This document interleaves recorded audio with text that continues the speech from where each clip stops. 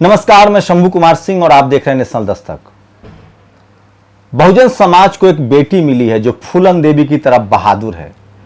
बहुजन समाज को एक बेटी मिली है जो मायावती की तरह पढ़ी लिखी, ताकतवर और राजनीति को समझती है।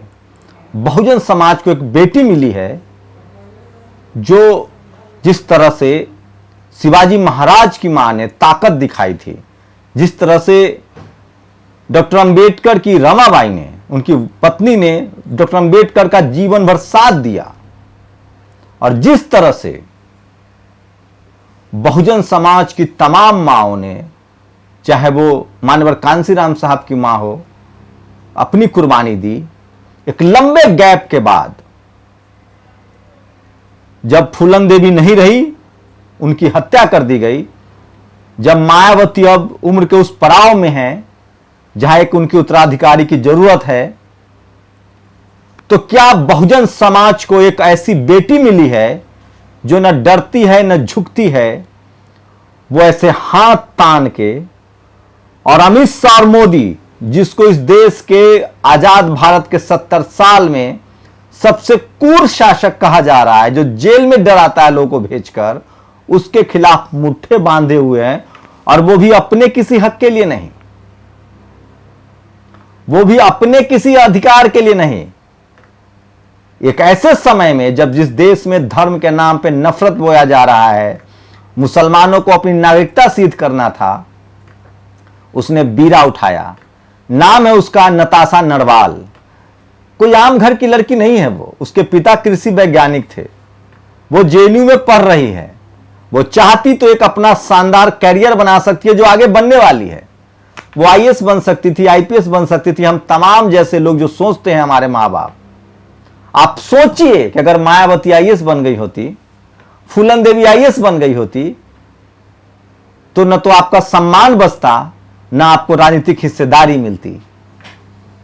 लेकिन एक विडंबना है इस देश में।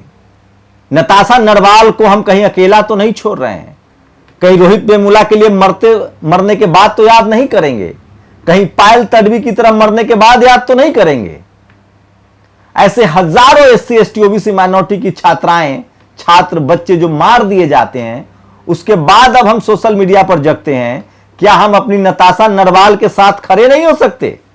मुझे लगता है इस देश में फूलन देवी के बाद सबसे बहादुर कोई है तो वो नताशा नरवाल है, और अगर मायावती का कोई असली उत्तराधिकारी है तो वो नताशा नरवाल है। ऐसे दौर में जब लोग चुप्पी साधे हुए हैं, जेल जाने के नाम से डरते हैं, सरकार से सवाल नहीं पूछ सकते, उस दौर में जब मुसलमानों के बहाने राजनीति हो रही है, नताशा नरवाल ने साबित किया है कि वो इस देश की सबसे बेहतरीन, सबसे डेमोक्रेटिक, सबसे ज्यादा संविधान मानने वाली और इस देश की सबसे बहादुर महिला है, जो किसी कीमत पर इस देश को बचाना चाहती हैं फासिस्टों से, जातिवाद से, धार्मिक आडंबर से और इस देश के सांप्रदायिक दंगों से। नताशा नरवाल जेएनयू की छात्रा, चाहती तो आराम की जिंदगी जी सकती थी, लेकिन बस फर्क इतना है कि काश मैं कह रहा हूं, काश वो इस समय किसी एससी एसटी ओबीसी माइनॉरिटी के घर में पैदा न होकर उस समाज में होती जो समाज जुल्म सितम करता है, और जो समाज ऐसे लोगों को सर आंखों पर बैठाता है।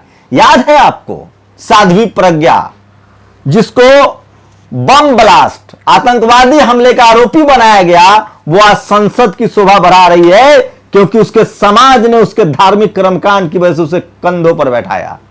याद है आपको शेर सिंह राणा, फूलन देवी का हत्यारा, जिसको इस देश के एक बड़े ताकतवर नेता ने अपनी बेटी से शादी कर दी, खादान दे दिया, लोग उसे सर आंखों पर बैठा रहे हैं क्योंकि वो बहुजन, इस देश की, इस दुनिया की सबसे बहादुर महिला का कातिल है।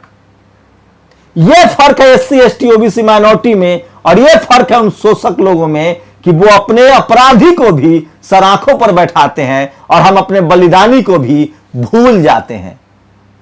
क्या होगा नताशा नरवाल का? हमारे आपकी तरह वो घुट घुट के नहीं मरेगी।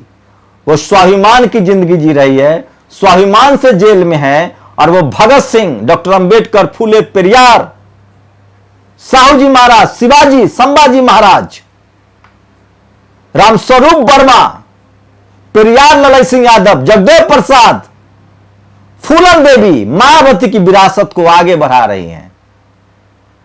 जिस दिन इस देश के तमाम बहुजन अपने बेटा बेटियों को फूलन देवी, मायावती और नताशा नरवाल बनाने का सोच लेगा, उसी दिन उसका शोषण खत्म हो जाएगा।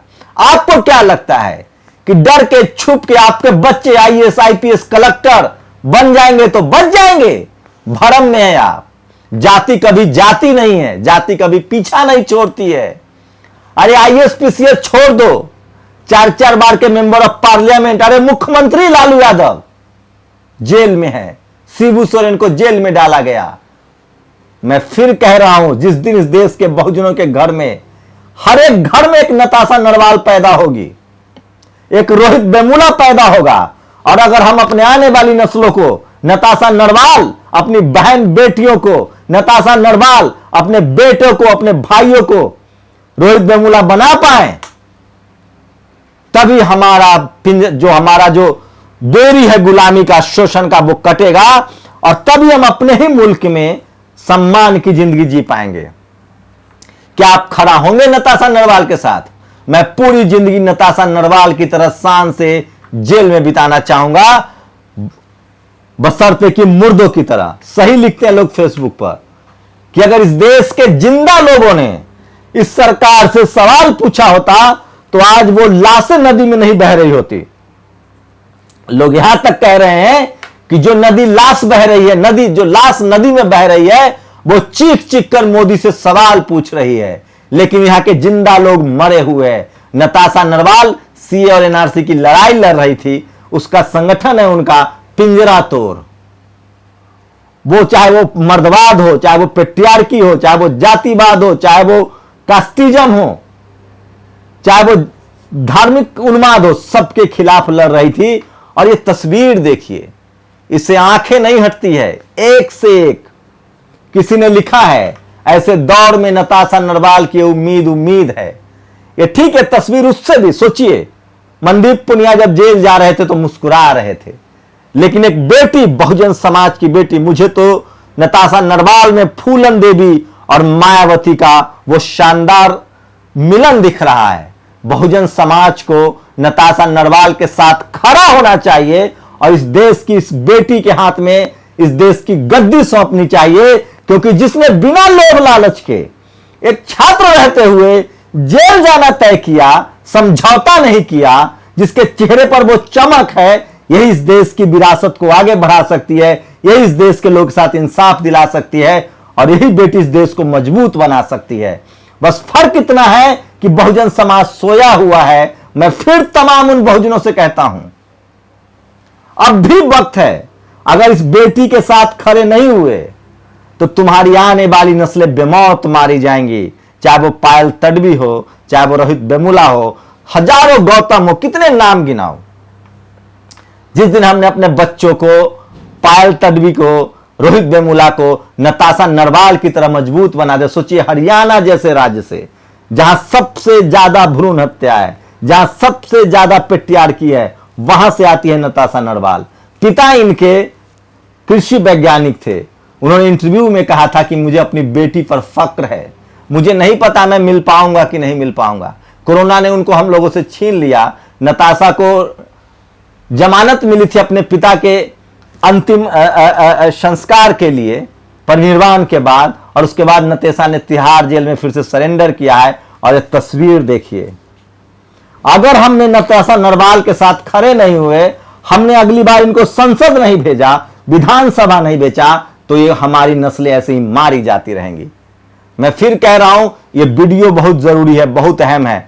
मैं इस देश के तमाम लोगों से अपील करता हूं कि नताशा नरवाल की इस तस्वीर को घर घर पहुंचाइए, एक तस्वीर अपने फ्रेम करके घर में लगाइए, क्योंकि ये आने वाली नस्लों को प्रेरणा देगी। क्योंकि ये फूले, पेरियार, अंबेडकर, फूलन देवी, मायावती, कांसीराम, जगदेव बाबू, पेरियार ललई सिंह यादव, रामस्वरूप वर्मा, साहू जी महाराज, संभाजी महाराज, शिवाजी महाराज की नस्ल है। ये वो ताकत है जो इस देश को मजबूत बनाएगी।